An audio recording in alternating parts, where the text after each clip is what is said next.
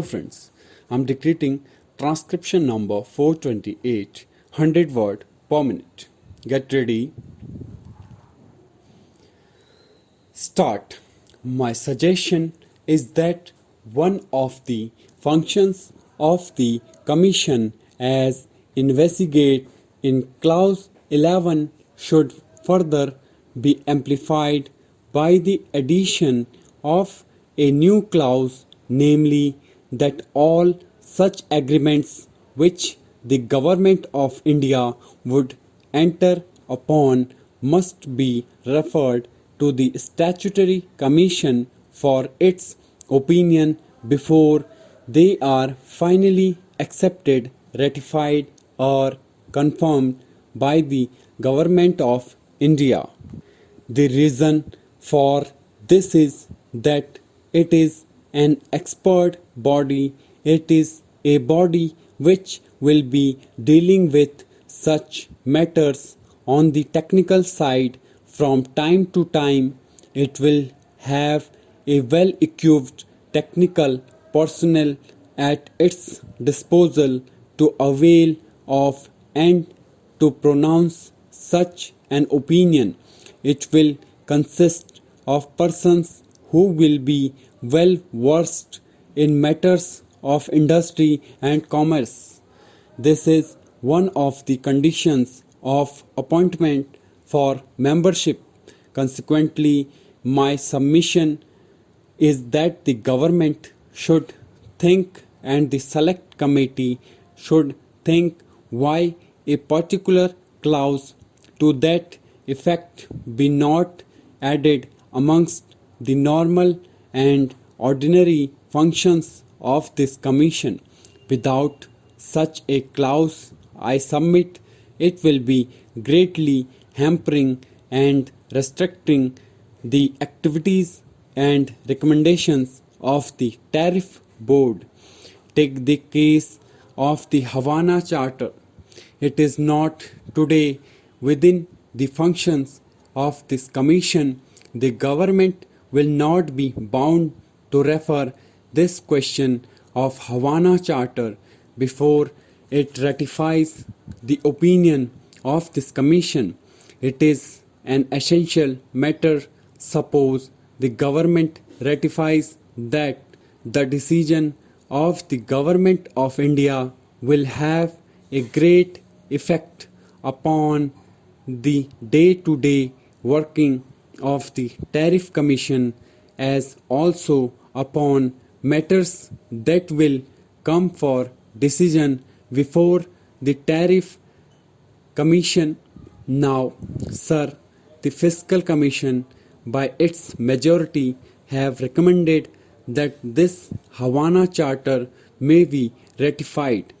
Though it is not an occasion for me to enter into the question as to the merits of this proposition, I think it my duty that the view expressed by the majority is entitled to the greatest respect of our hands, but still it is a view which must be accepted with the greatest caution. We are an exceptionally underdeveloped industrial country, and we have to see what advantage we will have to ratifying the Havana Charter. It presupposes the question of the regimentation of all domestic economics under the guidance of an international trade organization like the General Agreement on Tariffs and Trade. I submit that this international trade organization will be bound to be dominated by vested interests by those countries which are at the pinnacle of their industrial glory today, and their interests are in direct conflict with our interests as an underdeveloped country. They will naturally be interested in stabilizing the existing pattern of industrialization in the world, so that the markets which have been the markets for their products for so many centuries may be preserved for them in future. It has been stated by the majority of the Fiscal Commission that our being a party to this Havana Charter will necessarily imply surrender of our commercial and fiscal autonomy to the jurisdiction of an international tribunal, and we have to see whether such a surrender of our fiscal autonomy in such an underdeveloped stage of our industry will be in the best interests of the country. Sir, what is the positive gain that we are likely to have by entering into an agreement or by ratifying this Havana Charter? Is there any guarantee that the International Trade Organization will afford chances, facilities, and resources for the development of the underdeveloped countries? There is no such guarantee.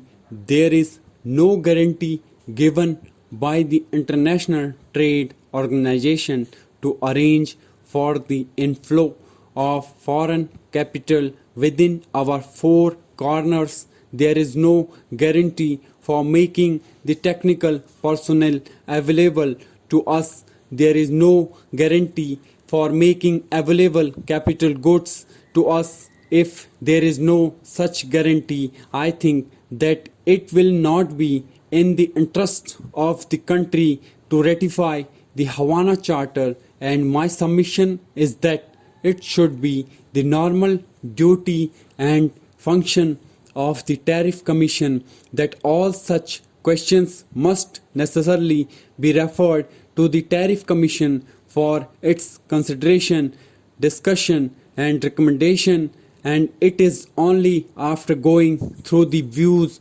of the Tariff Commission that the government should take a decision whether it is to act in a particular manner or not. Similar is the question of imperial preference.